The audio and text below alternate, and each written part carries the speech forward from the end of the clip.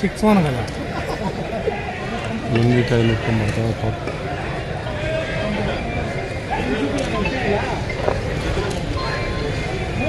Republic ನೋಡಿ ಕೊನೆ ಕಚ್ಕೊಂಡಿದೆ ಬಿದ್ದೋಗುತ್ತಾ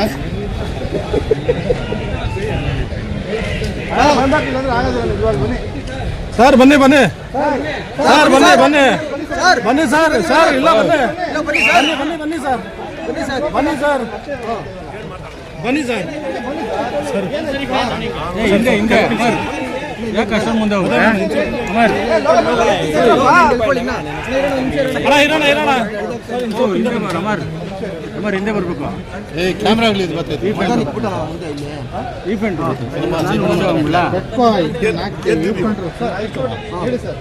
ನಾನು ಓಟ್ ಗೊತ್ತಿಲ್ಲ, ನಾನು ಗೆದ್ದಿದ್ದೀನಿ. ಒಂದು 15-16 ಓಟಲ್ಲಿ ಗೆದ್ದಿದ್ದು.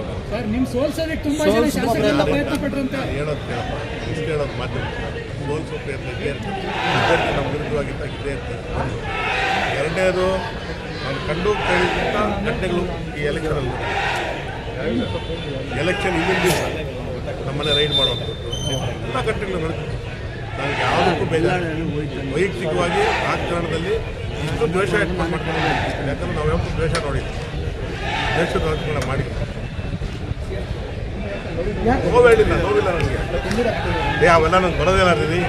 ದ್ವೇಷದ ರಾಜಕಾರಣ ಮಾಡಿಲ್ಲ. ಒಂದೇ ಒಂದು ಹೇಳ್ತೀನಿ, ಈ ಎರಡೂ ಜಿಲ್ಲೆಯ ಅತ್ಯಂತ ಮೇಧಾವಿ ರಾಜಕಾರಣಿ ರಮೇಶ್ ಕುಮಾರ್ ಅವರು ಲೋಕಾಯುಕ್ತವ್ರು ಬರ್ತಾರೆ, ರೈಡ್ ಮಾಡ್ತಾರೆ. ನಂತರ ಅದಕ್ಕೆ ಮಾಡಲಿ, ಸಂತೋಷ.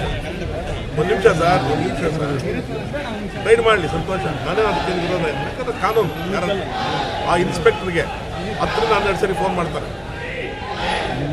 ನಾನಿಲ್ಲ, ನಮ್ಮ ಮನೆಯವರು ಇರ್ತಾರೆ ರೀ. 10-12 ಸರಿ ಫೋನ್ ಮಾಡ್ತಾರೆ.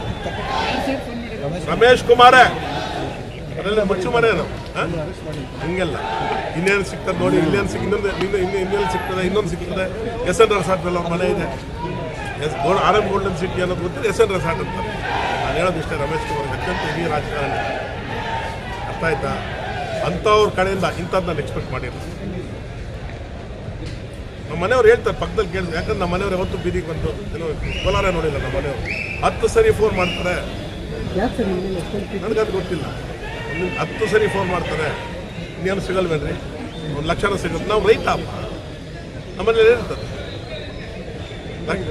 ಒಂದು ನಿಮಿಷ ನಾನು ಅದನ್ನೆಲ್ಲ ಹೇಳಕ್ಕೆ ಹೋಗಲ್ಲ. ನಾನು ಯಾವ್ದು ಹೇಳಕ್ಕೆ ಕಾರಣ ಯಾಕಂದರೆ ನಾನು ಇನ್ಸ್ಪೆಕ್ಟ್ರಿಗೆ 10 ಸರಿ ಫೋನ್ ಬರ್ತದೆ. ಎಷ್ಟು ಸರಿ? 10 ಸರಿ ಬರ್ತಾರೆ. ಲೋಕಾಯುಕ್ತರ ಅಡಿಯಲ್ಲಿ ಇವ್ರಿಗೇನು ಕೆಲಸ? ಮಾಡಲಿ, ಸಂತೋಷ.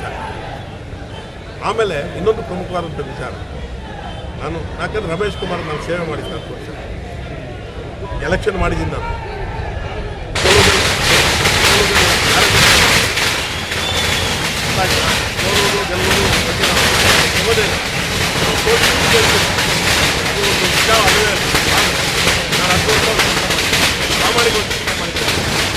ಇವತ್ತು ನಾನು ಪ್ರಶ್ನೆ ಹೋಗ್ತಾರಪ್ಪ, ಡ್ಯೂಟಿ ಮಾಡಿದ್ದೀನಿ ಅಂತಾರಪ್ಪ. ನಾನು ಇಷ್ಟೇ ಪ್ರಶ್ನೆ ಕೇಳೋದು ಗೌರ್ಮೆಂಟ್ ರಮೇಶ್ ಕುಮಾರ್. ಯಾಕಂದ್ರೆ ನಾನು ಲಘುವಾಗಿ ಅವ್ರ ಬಗ್ಗೆ ಮಾತಾಡ್ತಾ ಇಲ್ಲ. 10 ವರ್ಷ ನಿಮಗೆ ಹಳ್ಳಿಯಲ್ಲಿ ಟೇಬಲ್ ಹಾಕಿದ್ವಿ, ಹಳ್ಳಿಯಲ್ಲಿ ಪೆಂಡಾಲ್ ಹಾಕ್ಸಿದ್ವಿ, ಹಳ್ಳಿಯಲ್ಲಿ ಹೂ ಕೊಟ್ವಿ, ಹೆಣ್ಮಕ್ಳಿಗೆ ಊಟ ಹಾಕ್ಸಿದ್ವಿ, ಎಲೆ ಅಡಿಕೆ ಕೊಟ್ವಿ. ನೀವೇನಾದ್ರು ರೂಪಾಯಿ ಕೊಟ್ರಾ? DCC ಬ್ಯಾಂಕಿಂದ ಫಲಾನುಭವಿಗಳು ನಿಮಿಷ ಕೊಟ್ರಾ? ಕೊಡಲಿಲ್ಲ. ಅವತ್ತು ಯಾಕೆ ಕೇಳಲಿಲ್ಲ? ಗೋವಿಂದಗೌಡ ಎಲ್ಲಿ ಬರ್ತದೆ ದುಡ್ಡು ಯಾಕೆ ಕೇಳಲಿಲ್ಲ? ನೀವು ದೊಡ್ಡವರು. ವಾರಕ್ಕೊಂದು ಕಾರ್ಯಕ್ರಮ, 3 ದಿವಸಕ್ಕೊಂದು ಕಾರ್ಯಕ್ರಮ ಮಾಡ್ತಾ ಇದ್ವಿ. ಒಂದೊಂದು ಕಾರ್ಯಕ್ರಮಕ್ಕೆ ಲಕ್ಷಾಂತರ ರೂಪಾಯಿ ಖರ್ಚಾಗ್ತಾ ಇತ್ತು. ಅವತ್ತು ಯಾಕೆ ಕೇಳಿಲ್ಲ ರಮೇಶ್ ಕುಮಾರ್ ಅವರು? ನಾನು ರಮೇಶ್ ಕುಮಾರ್ ಬಗ್ಗೆ ಲಘುವಾಗಿ ಒಂದು ಪದ ಮಾತಾಡ್ತಾ ಇಲ್ಲ, ಭಾಳ ಗೌರವವಾಗಿ ಮಾತಾಡ್ತಾ ಇದ್ದೆ. ಅವತ್ತು ಯಾಕೆ ಕೇಳಿಲ್ಲ ರಮೇಶ್ ಕುಮಾರ್? ಯಾಕಂದ್ರೆ ವಯಸ್ಸಲ್ಲಿ ಹಿರಿಯರು ರಮೇಶ್ ಕುಮಾರ್ ಅವರು. ಅವತ್ತು ಯಾಕೆ ಕೇಳಿಲ್ಲ ನನ್ನ ಬಗ್ಗೆ? ಚುನಾವಣೆಗೆ ನನ್ನ ಯಾವ ಚುನಾವಣೆಗೆ ಎಷ್ಟೆಷ್ಟು ಬಳಸ್ಬಿಟ್ಟಿದ್ದಾರೆ ನನಗೆ ಗೊತ್ತಿದೆ. ಇವತ್ತು ಅವರು ಸಾಯಿಬಾಬಾ ಭಕ್ತ, ನಾನು ಭಕ್ತ. ಬಂದು ದೇವಸ್ಥಾನದಲ್ಲಿ ಪ್ರಮಾಣ ಮಾಡಲಿ, ಗೋವಿಂದಗೌಡ ನಾನು ಯಾವುದೇ ಚುನಾವಣೆ ನಿಮ್ಮ ಕಡೆದು ಖರ್ಚಾಗಿಸಿಲ್ಲ ಅಂದರೆ ಅವತ್ತು ನಾನು ಪ್ರಶ್ನೆ ಅಲ್ವಾ? ಇವತ್ತು ನನ್ನ ಪ್ರಶ್ನೆ. ಅವತ್ತು ನಾನು ಸತ್ಯ ಹರಿಶ್ಚಂದ್ರ ಇವ್ರ ಜೊತೆ ಇದ್ದಾಗ ಇವ್ರು ಸೋತೋದಕ್ಕೆ ನಾನು ಹೊಣೆನಾ? ನಾನು ನನ್ನ ಬಾಯಿಂದ ಏನು ಪದ ಬರ್ತಾ ಇದೆ ಇವತ್ತು ಸ್ಪಷ್ಟವಾಗಿ ಹೇಳ್ತಾ ಇದ್ದೀನಿ. ಅರ್ಥ ಆಯ್ತಾ? ಎಷ್ಟು ದಿವಸನೂ ಮುಡುಗಿಟ್ಕೊಂಡಿರೋಕ್ಕಾಗೋದಿಲ್ಲ.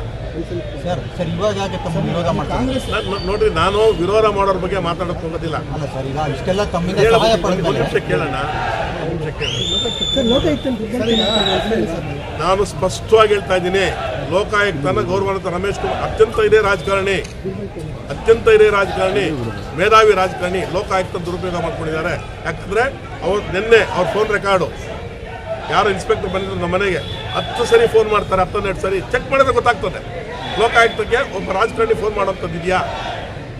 ಸರ್, ನಂಜೇಗೌಡರು ಹೇಳ್ತಾರೆ ಲೋಕಾಯುಕ್ತರು ಸರ್ಕಾರಿ ಏಜೆನ್ಸಿ ಆ ಥರ ಮಾಡ್ಕೊಳಕ್ಕಾಗುತ್ತಾ ಅಂತ. ಅಲ್ಲಪ್ಪ, ನಾನು ಹೇಳ್ತಾ ಇರೋದು ಮನೆಯಲ್ಲಿ ನಡೆದಿರೋ ಘಟನೆ.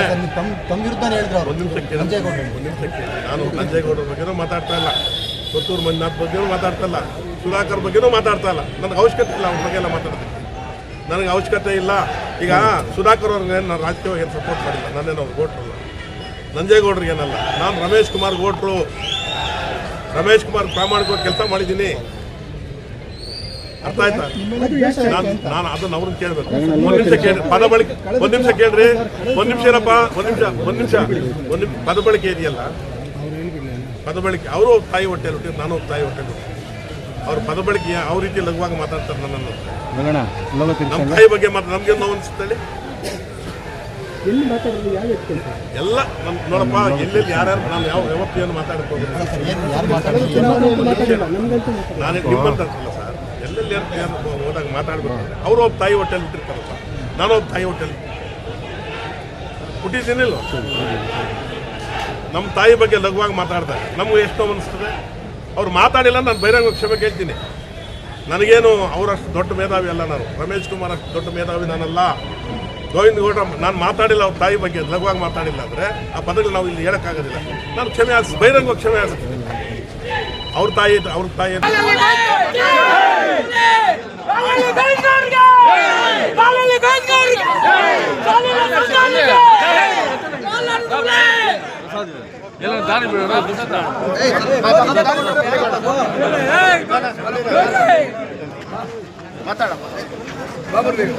ಮಾತಾಡಿದಾಯ್ತು, ಇನ್ನೇನಿಲ್ಲ. ಏನು ಮಾತಾಡ್ಬೇಕು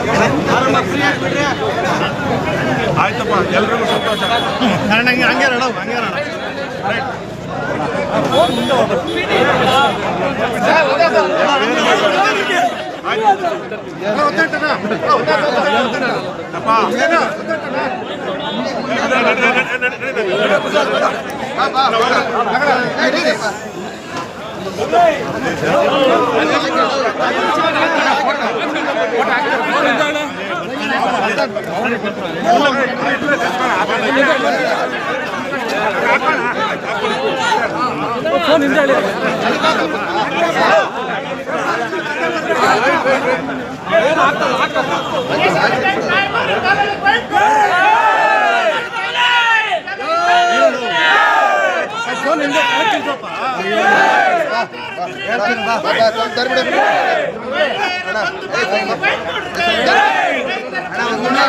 ಒಂದು ನಿಮಿಷ ಇವ್ರೆ